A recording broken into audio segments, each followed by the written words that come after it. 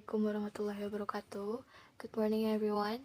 And first of all, I will thank you to our lecturer, Mr. Andriana, for giving us opportunity to presentation today, and to our friends for listening our presentation today. Our presentation today it's about shifting frames, translation, and mediation in theory and practice. So before we start the presentation, I will introduce myself. My name is Fithaloka Az-Zahra as moderator, and our presenter is Aghitsna Fadhilah and Nabilla Putri. Now I will mention the points of today's presentation. There is translation process, the meta model of translation, generalizations, datation, and distortion and adaptation.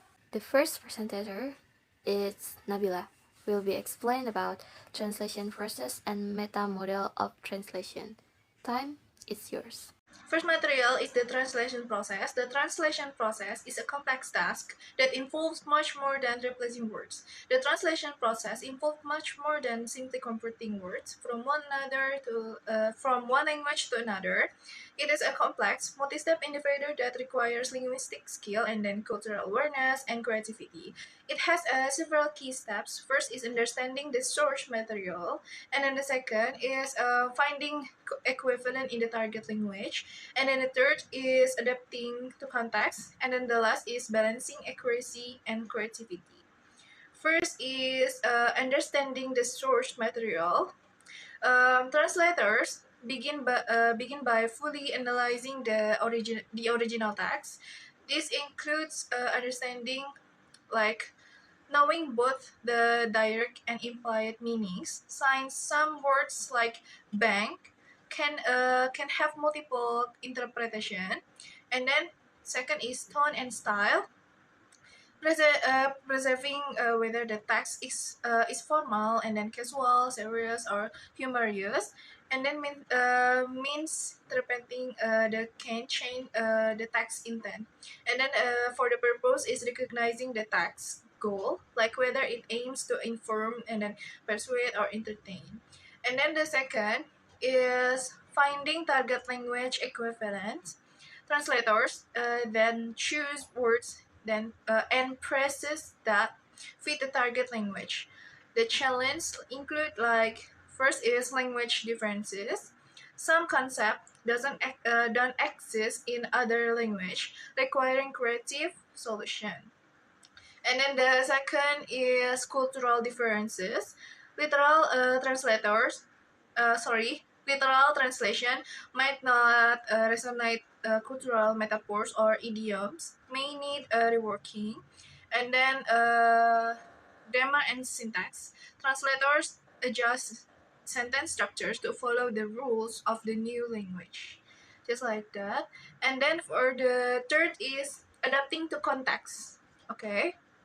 First one, the translation is tailored to fit its intended purpose and audience by considering the audience, like using simple words for children versus technical language for professionals, and then adjusting for purpose is adapting writing style depending on whether it's for casual or formal use, and then the third is respecting cultural norms, substituting reference or example with ones relevant to the target culture. And then for the last material is balancing accuracy and creativity. Throughout the process, translators navigate between the literal translation and creative adaptation. For instance, while translating a legal document demands precision, and then translating a poem might prioritize rhythm and emotion. And then the goal is to stay true to the original message while making it meaningful and natural in the new language. And then next material is the meta model and translation. The meta model is a tool or framework used to analyze and understand their complexities involved in translation. It provides a structured approach for translator to break down from one language to another while preserving the integrity of both the form and function of the original text. Here are the key elements of metamodal and translation. First is structure and meaning, and then the second is cultural nuances, and then the third is using the meta model to reconstruct meaning, and then the last is fidelity and relevance. Okay, first is structure and meaning. The meta model emphasizes understanding how words and sentences are structured to convey meaning. Okay, like words and sentence structures is different language have unique sentence structure. And then for example, English use subject verb object or SVO, but Japanese and Latin often use subject object verb or SOV. Translator must rearrange this structure to make translation natural and grammatical correct. For instance, translating like "I gave her the book" into Japanese will require reordering to "I have a book gate," like that. Words choice in context. Words often have a layered meaning. For example, home might refer to a physical place or evoke feelings of safety and belonging. Translator must choose words in the target language that reflect the intended meaning. And then the second is cultural nuance. Language carry cultural meanings that go beyond literal translation, and then the meta model helps translator adapt these elements effectively, like idioms and cultural expression.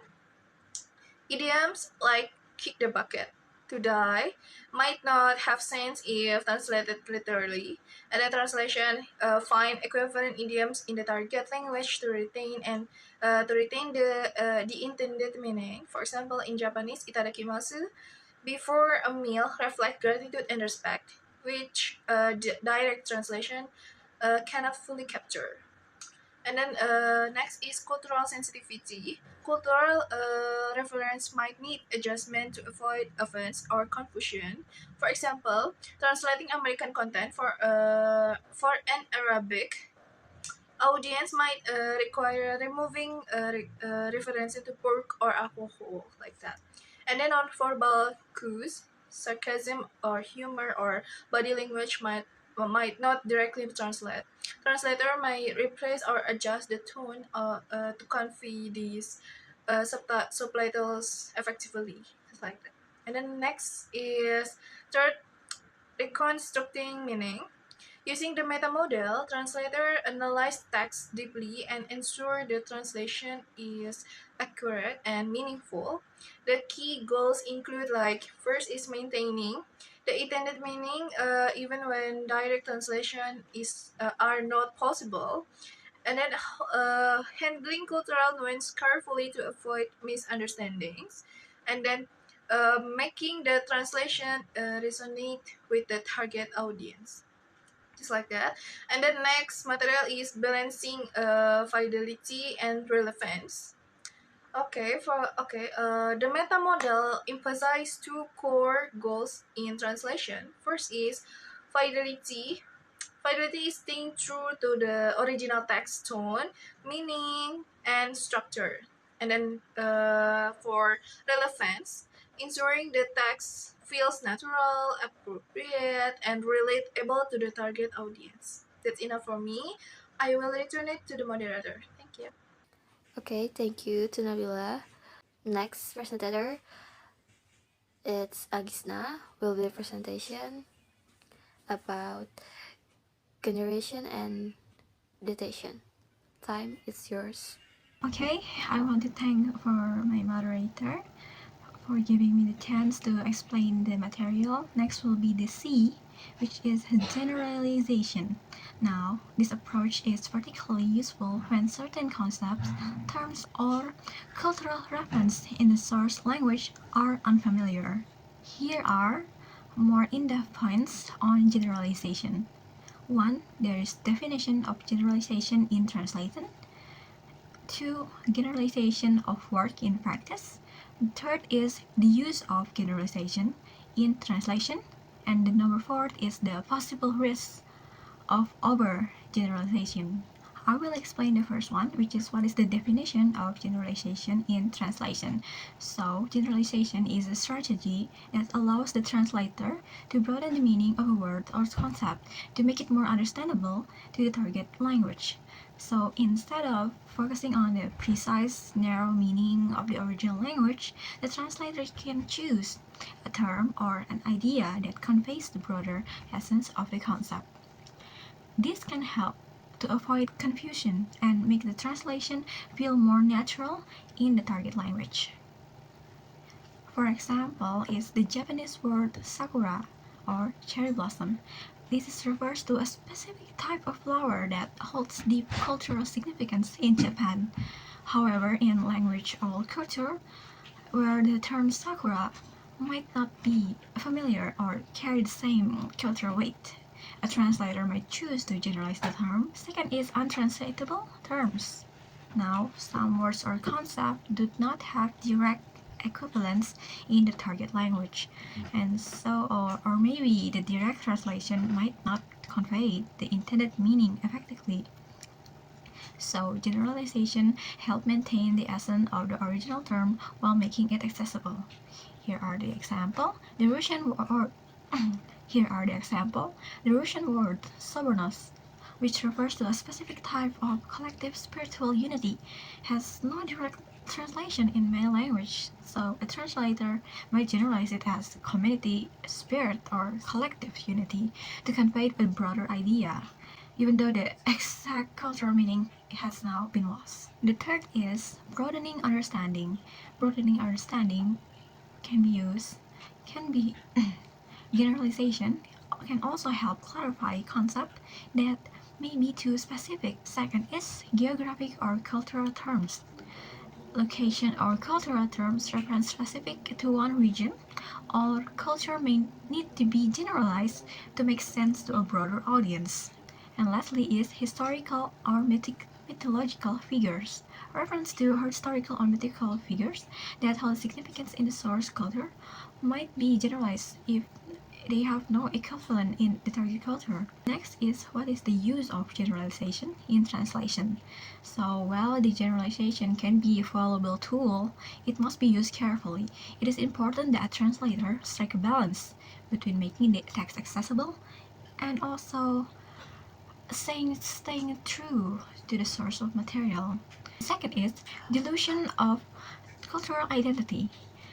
Generalization, if used excessively, can result to a loss of a unique cultural identity that the source text was meant to convey.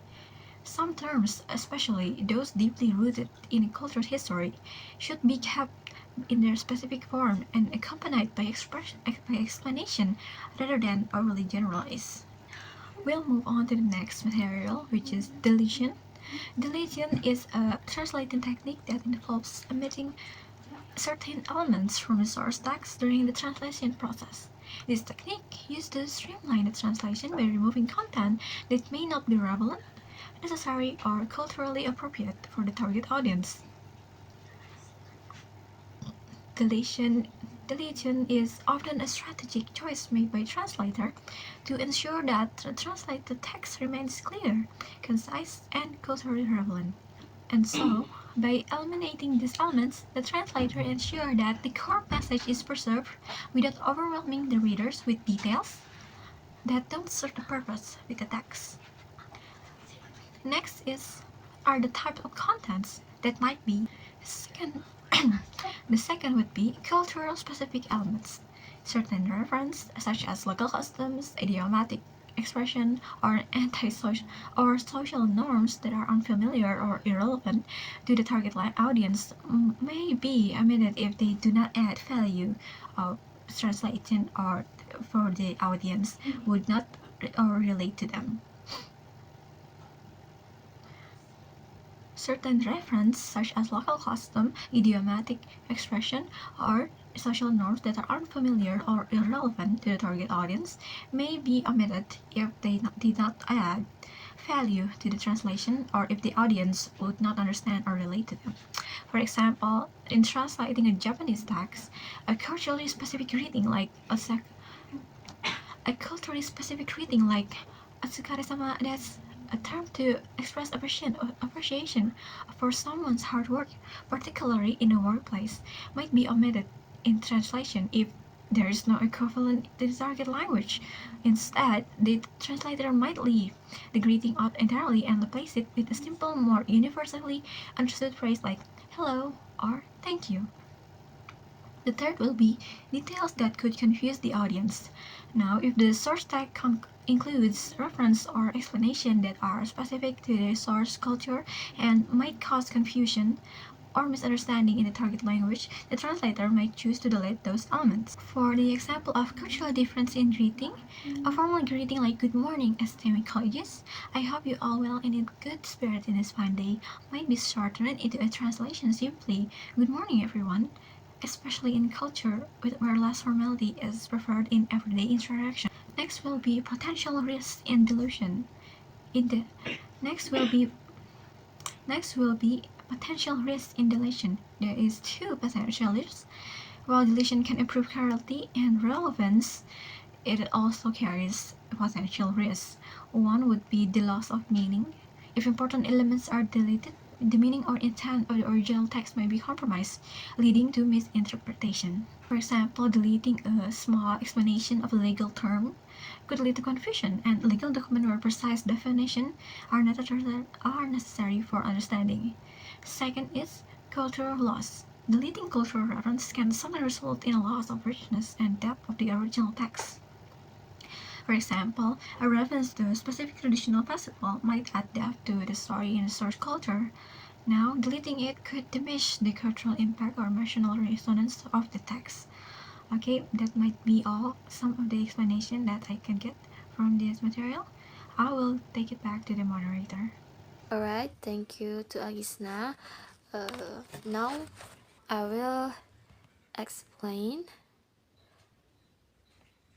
about distortion and adaptation. So, in translation, distortion and adaptation refer to how the meaning, tone, or intent of the original text can be altered either unintentionally or intentionally to better suit the target language and lecture. Alright, now this challenge to ensure the translation is effective. There's a four. There's distortion, unintentional alteration of meaning. Second is adaptation, international modification for cultural fit. And the third is the fine line between distortion and adaptations. And the fourth is examples of distortion and adaptation. So next is there are several reasons why distortion might happen in translation. There are language gaps, cultural difference, mistranslation of idiomatic expressions, and ambiguities in the source text. Alright, so language gap, there is some concept, words, or phrases in the source language have no direct equivalent in the target language, leading to potential misunderstanding or the wrong choice of terms. So, for example, in Japanese, the term refers a concept of harmony or peace, which may not have a perfect equivalent in other language. Direct translation could distort the meaning if the cultural nuance of VA is not conveyed properly. And for cultural differences, the cultural context of the source text may not align with the norms or practice of the target culture. In these cases, cultural misunderstanding can result in distortion of meaning. For example, in some cultures, addressing someone by their first name is a sign of a familiarity or friendliness, while in others, it may be seen as disrespectful or overly casual. If the translator does not account for this, the use of a first name in translation could distort the intended level of formality. So for mistranslation of idiomatic expression, idiom or figurative language are particularly susceptible to distortion as they often cannot be translated directly into another language. If the translation doesn't fully understand the idiomatic meaning or fails to find an equivalent, the result may be distorted version of intended message. And for example, is the English idiom "kick the bucket," meaning to die, might be translated literally into another language, leading to confusion or a loss of the intended figurative meaning. And the last one is ambiguities of the story text, or sometimes the original text itself is ambiguous or unclear, and if the translation is not careful, this ambiguity may carry over into the target text, distorting of the original meaning.